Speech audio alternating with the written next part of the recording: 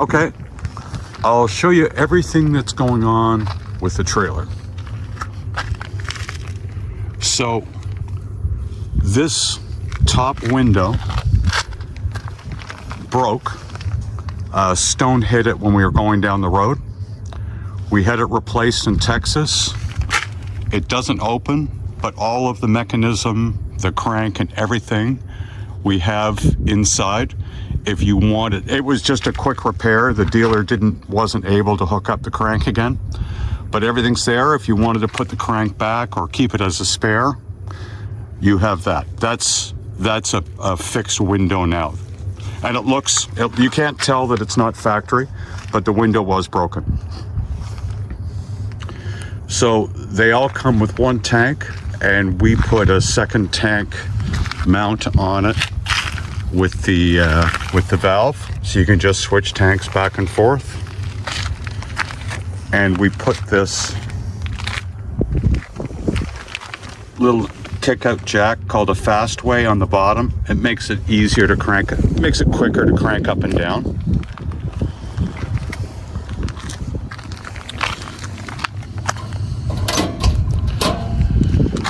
So that's the hot water tank. I drained the water out of it, so I can't light it. And it has to be filled before you light it, obviously. So, yeah, and it works fine. Sometimes it takes 3 or 4 starts to light, but yeah. This was the vent for the air conditioner, which we took out. So it's just, it's been put a plug. There's a plywood plug that was put inside the trailer, and it was siliconed and painted. There's your water connection there. There's your water fill.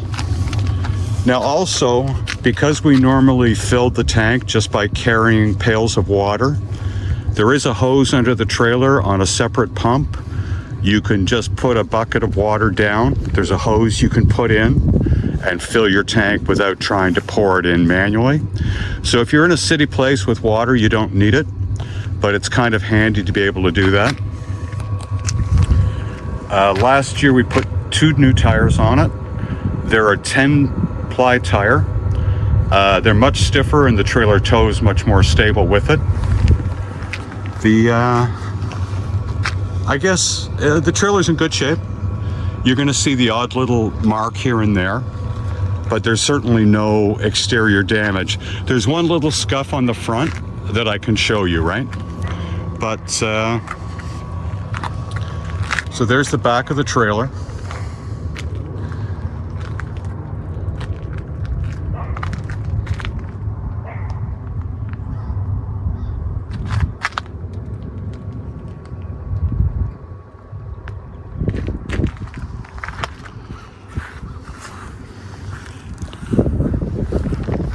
You open that?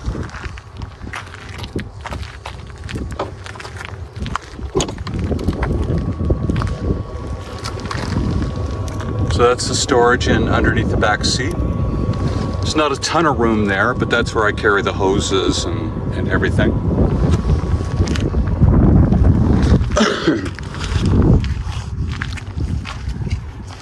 Oh, I guess as we're walking by, that's the solar panel.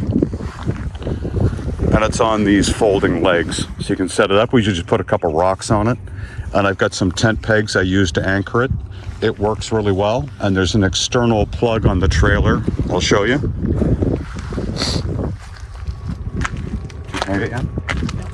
Do it now.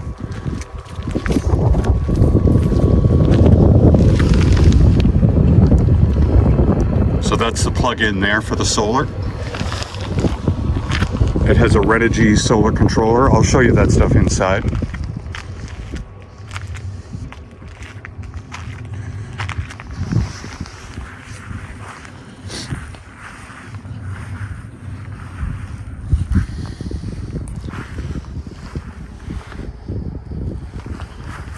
So these 2 vents here are for the fridge, and for the air here, there's 2 little electric 12-volt fans that have been mounted there as an auxiliary cooling, and they're run on a switch. So if it's extremely hot and you turn them on, it makes it a little easier for the fridge to stay cool. And that's something that was recommended by the dealer.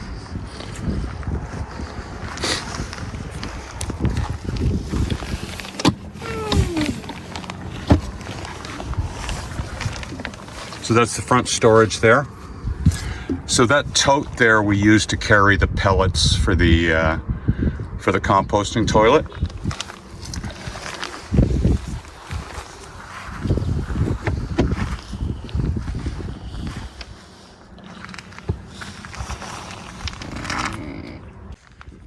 So the only real damage to the front of the trailer is this mark here. You can see it was fixed up by it was there when we got the trailer, and I would say somebody pinched it when they were backing it in. Okay, this is underneath.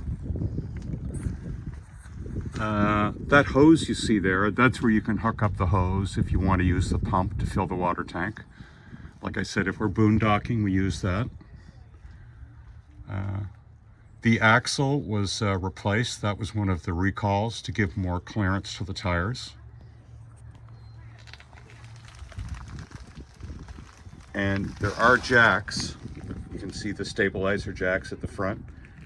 We added those. They didn't come standard on the trailer. And there's also the matching set on the rear. I know it's really hard to see, but there's about 5 inches clearance over the top of the tires, which is what it's supposed to have after the recall. Okay, so there's the plug-in cord. There's some pads. This is the awning here, and it's never been used. We put it on once just to see what it looked like, and it's like new.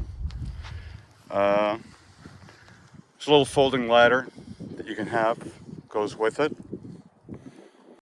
So anyways, the only issue we had was these little caps here, these things, they'd fall off, right? There's little screws and but they'd fall off when you're driving. They just sit in place and they're fine, but they did come off, and we take them off when we're driving.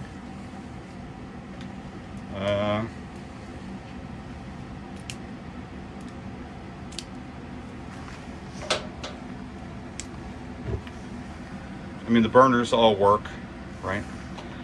This igniter, it works some of the time, not all the time. I just use that little striker to make it work. So that's the power control there for the inverter. It's a Renogy inverter mounted in there. So yeah, I just took the back seat out so you can see that storage compartment. That's your Renogy inverter.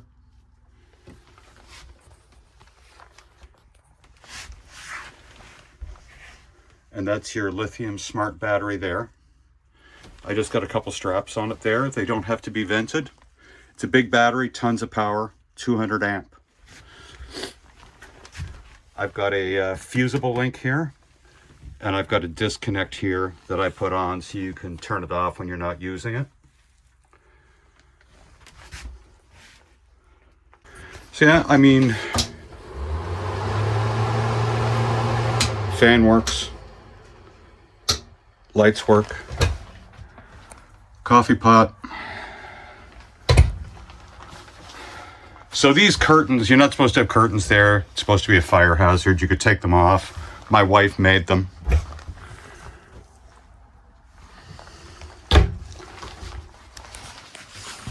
That's the controller down there.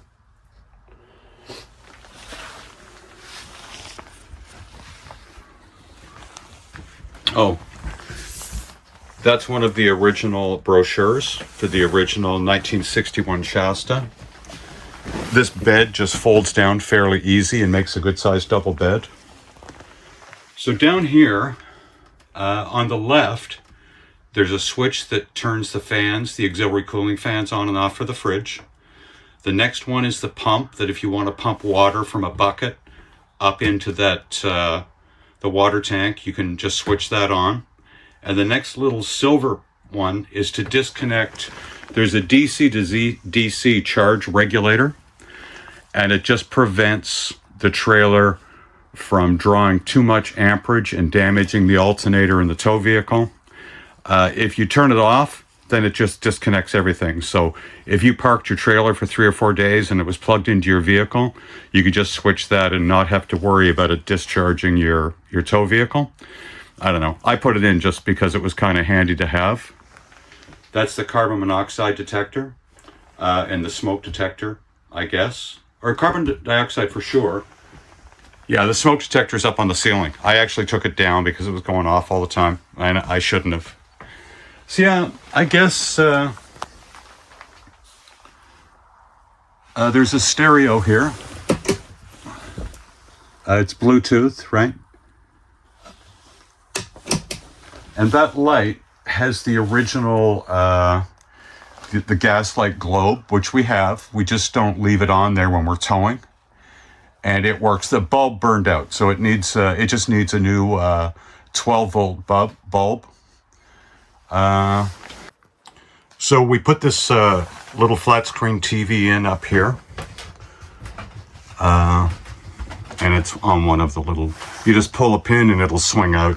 It'll come out here. You can see it fairly well from the seat. It's kind of, we enjoyed having it there. This is the Dometic fridge, and it worked incredibly well. We've used it on electric and on gas, and very happy with it. So yeah, that's the fridge. It's got the small freezer, and the freezer works well too, right?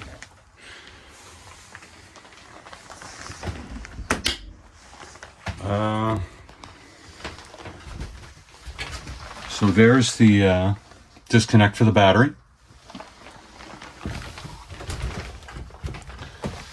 There's your controls there. There's your thermostat. The furnace works great on this.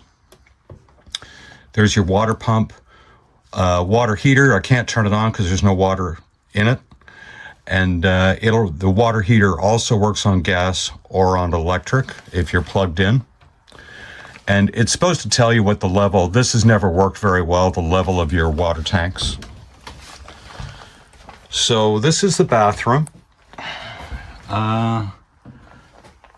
That's the composting toilet. It's a Sunmar composting toilet. There's a little wee switch on the back there, if you can see it. And that runs a little wee 12-volt fan that puts a negative pressure on that. But the toilet works really well. And we never use the fan because we've never had a smell out of that toilet. So here's the thing.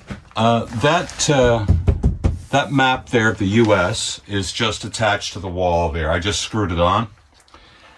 I had to go in and put a stronger mount in the wall for the TV. So I cut a hole in this wall. And I left that, it's open with that map behind it. The map's mounted on a little piece of wood, a little piece of thin plywood. So if I have to go in and check anything, I can. So that works for us, right? But that's, in full disclosure, that's what I did. And that's why I cut that hole in the wall, was to reinforce the wall with the mount. So that's that.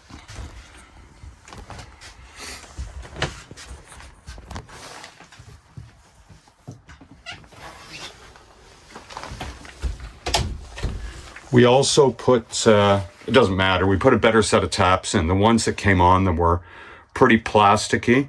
So we had somebody put these in for us, and they work a lot better.